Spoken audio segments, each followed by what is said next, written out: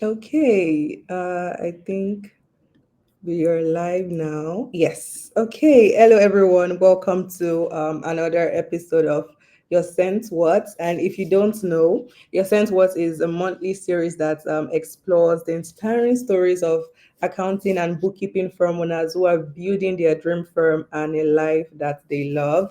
And today I have the amazing and fantastic Erin Pohan. I hope I pronounced that correctly. Yep, you got it.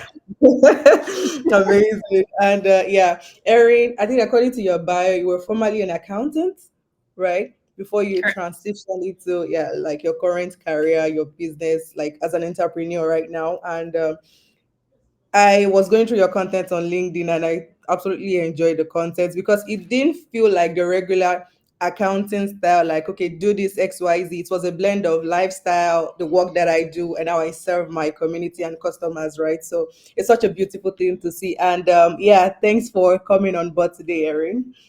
Thank you. Thanks for having me. I've seen the accountants and people you've interviewed before this episode, and I'm just very honored to be in the presence of the greats. So thank you.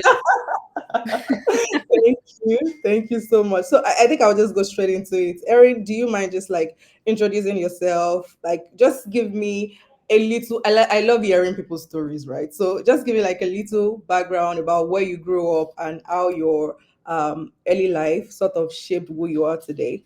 Oh, sure. Yeah, we'll go all the way back. I actually recently shared this on another podcast where it was an hour and a half long podcast, and I only talked about accounting for like a minute of it. But I actually was um, born of two teenage parents in northern Miami and went through quite a bit of hardship those first 5 years of life. And my mom left my dad just before I turned 5 and headed to Cleveland, Ohio.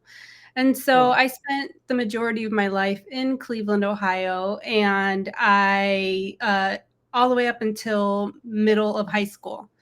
And Mm, so, middle of high school, we moved from this high school that I knew everyone to a huge high school in Northern Virginia. I don't know, our graduating class was either like 800 or 1100. It was huge. Just a lot of people who already knew each other. So it was really challenging for me socially as mm. a junior in high school, not knowing anyone. And I actually shut down from the idea of getting to know people and learning how to connect with people. Um, Mm-hmm. and then I graduated high school, went back to Cleveland for a little bit, ended up back in Virginia with my parents, started working at a Walmart in the accounting office, and took off from there. So that was 20 years ago now. Yeah, 2005. And I've worked in various aspects of the accounting industry since then. So private, public, my Wow. public accounting experience started in 2012, educational, and then started upkeeping in 2021. Wow. Amazing. You know when you ask children that what would you like to be when you grow up? You say, "Oh, I want to be a doctor. I want to be a pilot." Did you wake up one day and just be like, "I want to be an accountant"? You know what? What really inspired you? It's funny. The signs, when I look back, all the signs were there leading up to it. I wanted to Mhm. be a sportscaster on the sidelines of NFL football games. That's what I wanted to be. Wow. I wanted to be Erin Andrews before Erin Andrews started. And when she started, I was like, girl, you're amazing. Get it. Mhm. But I look back and I was the little girl who played the grocery store where I was actually adding things up on a 10 key. And then while my mom was Mm. working on Saturdays at a doctor's office, I would take the 10 key from the accountant's room and go hide in the back and just play and print out little receipts all day and make games up. And Wow. so I look back at those moments and I'm like, yeah, yeah, I was kind of made for this. Honestly, oh my God, that's so interesting. So was it like something you studied in high school then, or was it in the university, or What was that flow like? I didn't make the connection until college. In fact, when I was in high school, I really liked the idea of entrepreneurship and marketing. And so I started my college career as a marketing major. And within those classes, one of the prereqs was Accounting 101. And so I took accounting and I realized I was the only one in my class who was loving it. And so from that class is when I pivoted from a marketing major to an accounting major. And so I went on to get my bachelor's and then I went on to get my master's. And yeah, I'm just Mm-hmm. stayed within the career. I love that. I love that.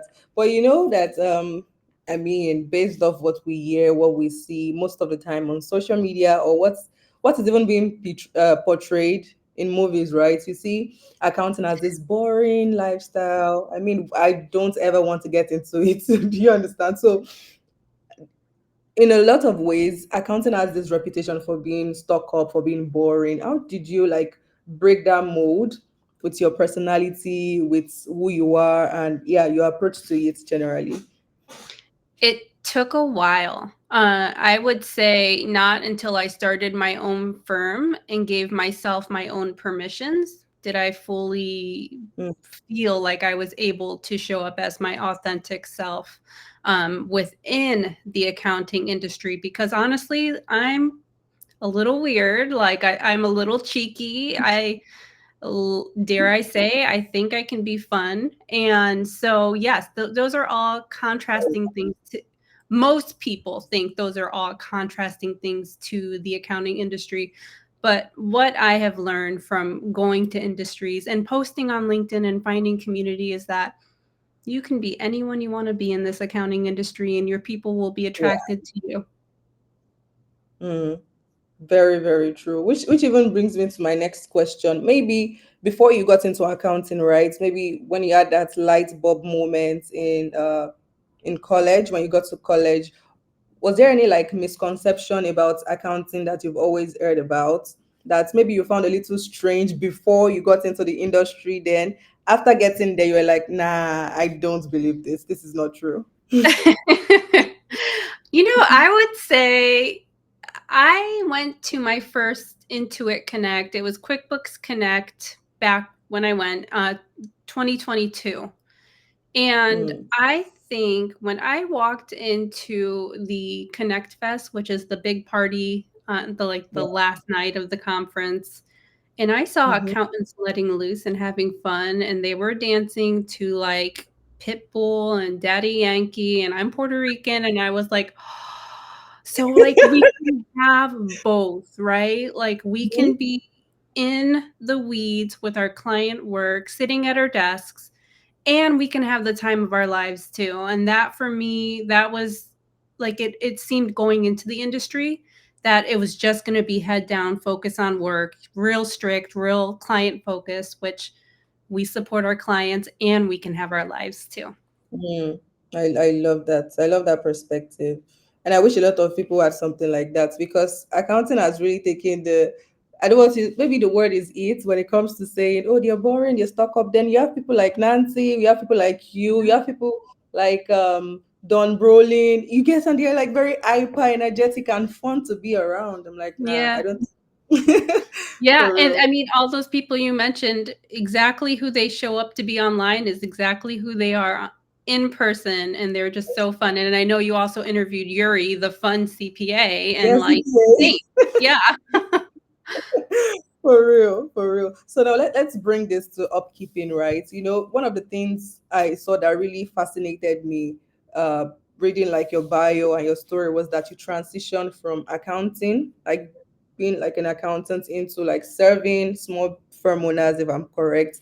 What led to that transition? Maybe you can just give me like a backstory as to how upkeeping started and why you decided to, okay, stop being an accountant for a while, then transition into the new path that you're on right now.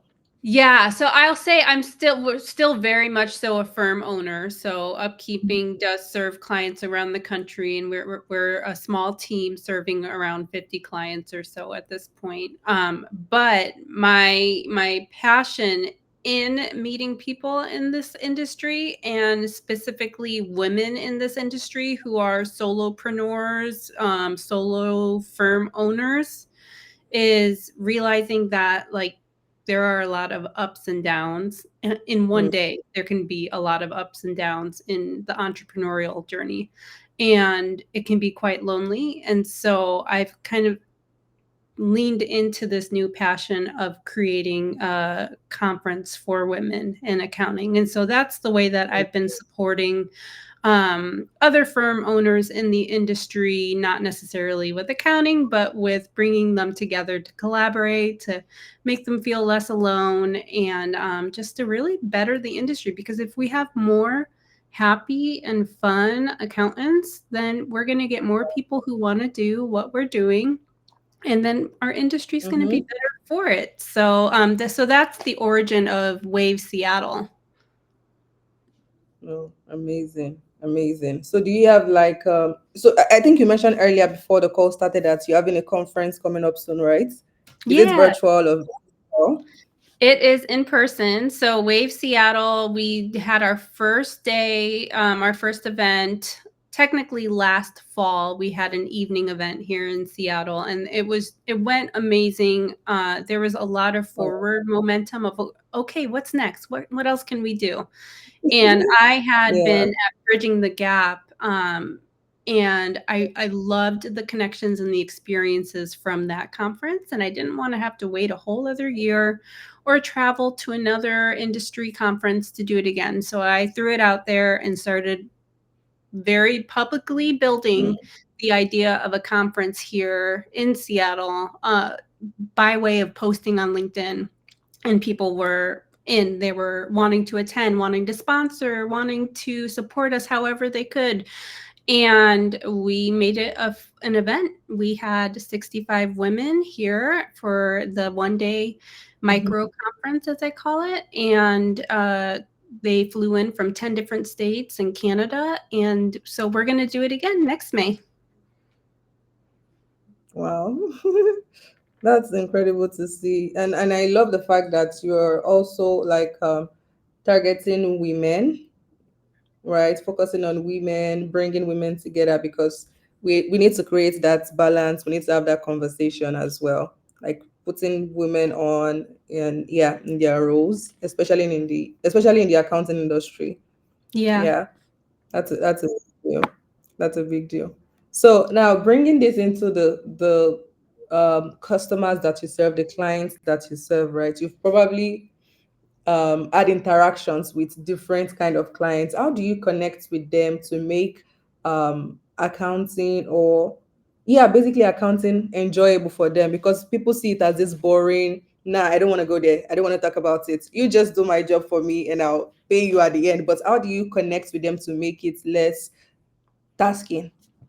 Yeah, I love that question, and it almost makes me want to cry because I just think back to 2 days ago, just being on a Zoom call with one of my clients who hadn't looked at her numbers in the way that I was showing her, the story that her data was telling her, and it provided such a sense of relief for her Mm, to, she had been painting a worse picture in her head than the actual reality of her finances. And I mhm, think a lot of business owners go to the scary places before they take the time to actually understand what their accounting is telling them. So they might lose sleep. And I tell you what, every holiday season at the end of the year, like the last 2 weeks of the year, we've received so many notices at upkeeping, so many emails, so many inquiries, from business owners who have put off their finances until the very end of the year. And now it's this holiday season, this time where you're supposed to be off and enjoying time with your families or your loved ones. And these entrepreneurs are stressed out, and they thought that it was going to be different this year. They were going to go ahead and have everything done, and they were going to make time on their calendars to work on this, and then it's December. And mm, so I think business owners just need someone to hold them accountable. And so that's what Yeah. we do with our monthly and quarterly check-ins that we have with our clients is we just help them to know, okay, these things are outstanding. Let's work through them together. This is what we still need from you. Okay, great. This is what it all looks like. This is where you're at. Now go make better decisions. Wow. I love that perspective because I feel like once you have conversations like that with them, it starts becoming less scary because Yeah. you see some people putting off certain tasks away because they feel like, oh, if I should face this problem head on, I'm just going to lose my mind. Totally. But I really appreciate that approach. Yeah, I love it. So now bringing this into people that want to get into the accounting industry now, majorly accounting sense, right? Mm, You know, has been, I mean, I read a news one time on a Journal of Accountancy about how there's been shortage of accountants, right? And the people, the new students that are supposed to come into the industry, they don't want to do it, maybe because of what they heard or something like that. What would you like to say to people like that, that they still hold on to that misconception, they don't want to come into the industry because they feel like they can't fit in? But what would you say to them? you know, I want to first say that there is a massive effort from the current accountants in this industry who have really amazing voices and things to say, that there Mm-hmm. really should be an entrepreneurial accounting track or at least a course in the accounting degree that these students are getting. So that way, if they decide to go a non traditional route and start their own firm, whether it's, I mean, I recommend getting a few years of experience under your belt because it, running your own firm is so much mindset work. And it's just Yeah. a lot easier to do that mindset work when you have some experience under your belt already. But an entrepreneurial accounting course in a university could help set them up for that non-traditional route that really can help balance that lifestyle that they're trying to create and whatever dream that they are trying to follow. And so, and with that, what I would tell students is it's okay to not go big four. It's okay if you want to go big Mhm. four. Um, Yeah, but just know that there are so many different tracks in this industry that you can take on your own unique path. for sure, for sure. Oh my God, the big four has really, I think it traumatized a lot of people.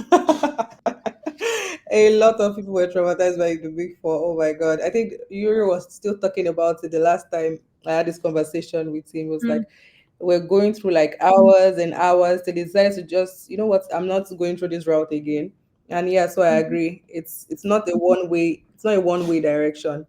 Yeah, Yeah. and I just listened to a podcast where someone was talking about, it could have been Yuri speaking with you, but the idea that like the regional firms are kind of taking over. And so maybe, it's not even necessarily top big four anymore, but the regional firms, go get your experience there. Or I know a lot of small firm owners who need help and are willing to train and just for the right person, just show them the way Mhm. within the industry.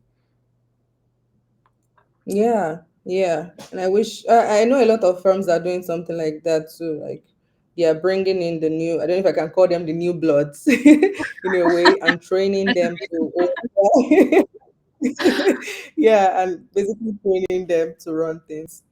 Yeah. Yeah.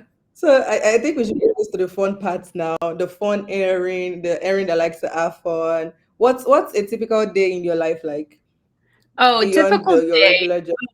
Yeah, so I've Mm-hmm. been waking up, and I've been trying to work on boundaries. So I've been waking up and reading, and my husband usually has my coffee or tea ready for me, and he is a stay-at-home dad now, and so he's the one getting the kids ready for school, and Yeah. I am just taking some time to just be quiet and then get ready for the day, and it helps me to jump in the shower and get ready even though I'm walking over to my office that's here in my house, but it helps me feel ready for the day. And then I look at my emails, and so that's been nice, to take that break and that have that boundary of, "Okay, I'm at work now, let me look at emails." And so, yeah, I'll have a couple client meetings throughout the day, work on some client work, and then when the kids get home, they're 11 and 9 now, so they know what they need to do. Um, they Yeah. better know what they need to do. And yeah, we then they're off to basketball practice or football, and it's October here, so we call this spooky season. So my husband and I have been watching a spooky movie every night, and I hate it. It's not fun, but it's just something fun that we do. I love it because it's necessary to have that balance between the work that you do and just like we really need that balance because you see some accountants saying that. I mean, I just saw it today. Was it Mike Sylvester? Like he said he had an interview with someone and they were doing like over 60 hours in a week. I'm like, Mm, what? So where is the place of work-life balance? Like, how do you have time for personal stuff and even your family? So yeah. yeah, and you know what? To that point, that was me probably plus 10 hours, beginning of this year. So I was working unsustainably so much, and I had to make a tough call. Even after deciding to keep my husband home, I let go Mm-hmm. of my biggest client. I also let go of clients who had more strict boundaries of my time than I really could accommodate anymore.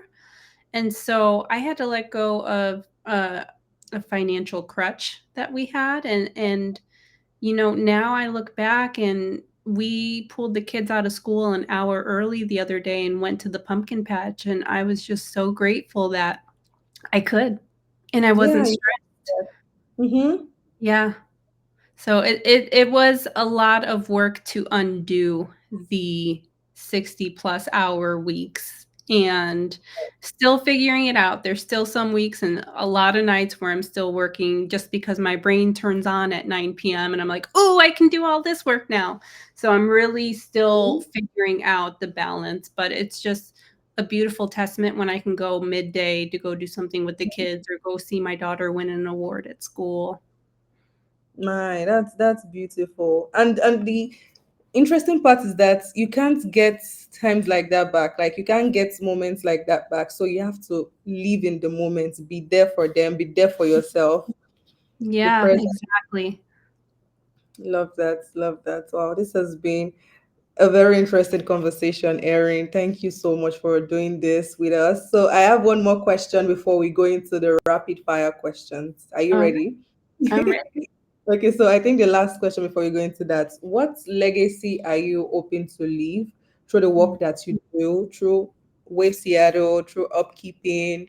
What kind of legacy do you want to like leave back? And yeah, through your work, your community. Kindness. I Hmm. want people to remember me for being kind, and I want people to know that if I'm speaking their name in a room that they're not in, Hmm. that it's all high praises. And I think everyone should know that there are people who are screaming their names in the rooms that they're not in or in the rooms that they're not in yet. Hmm. That is a wonderful trait. And I'm being sincere because we live in a world that is one fast paced and with the way the economy, with the way life is rolling right now, it is very possible to want to be selfish with your time, with your life, with the words that you speak and everything. So kindness is a big deal. Yeah, and It's kindness goes a long way in 2025, I feel like, because I know when someone's kind to me, it just changes my whole life. yeah, yeah. I mean, it's makes someone's day brighter. Yeah. Yeah, a beautiful thing. Wow. Thank you so much, Erin. Now to the rapid fire question. You have just like 5 seconds to think about your answer. Okay, I'm ready. Okay, so what's the first thing you buy if you won the lottery? Oh, clothes. Really? Why? Oh, Why clothes? I mean, luxury.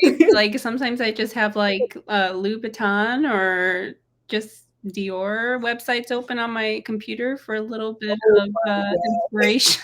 God. I love that. I love that. Email or Slack? Which one is worse? Worse, Slack. Oh, hard no. Yeah, I learned that one earlier. Yeah. Okay. Are you, I think I know the answer to this. Early bird or night owl? Night owl. I don't know the word sunrise. My husband has tried to teach me, and 9 p.m. is really when my brain turns on. Okay. What's your go-to work snack? Mm. First thought was my son's goldfish crackers. I just go into our kitchen and just grab a handful and walk out. The honesty for me. I love it. Okay. If you could automate one part of your job, what would it be? No. That's a good question. 5 seconds. Okay. Just email responses. So, Hmm. luckily, I think there's a lot of help there already. I just need to look into that. Yeah. I think you are the maybe the sixth person to mention emails. Oh, okay. Okay. Yeah, it's for real. So I get it. Yeah. I get it. Coffee or tea? Oh, I would always say coffee, but I'm day 3 of not drinking coffee right now, so I have to say tea today, but coffee. Are you experiencing like any withdrawal symptoms from coffee? I've woken up Does it with happen to a you? headache the last 2 days. Yes, but it's for the better. It's for the better. That's cool. That's cool. Okay, two more. Okay, one more question. If you had to be stuck in an elevator with any fictional character, who is your pick? Fictional character. Oh my goodness. That one came out of left field. Fictional character. I mean, I read The Alchemist. That'd be really cool to be in, an elevator with the alchemist. Okay, okay. Yeah, yeah, Fair that's me. enough. Yeah. Love that. Love that. Okay, that's the end. Well, thank you so much, Erin, for coming on this for this conversation. Thank you for sharing your perspective, for being honest and beautiful and charming while at it. Thank you so much. Thank you, Rachel. I really appreciate it. Thank you. Yeah, so I'm going to end the call now, the recording.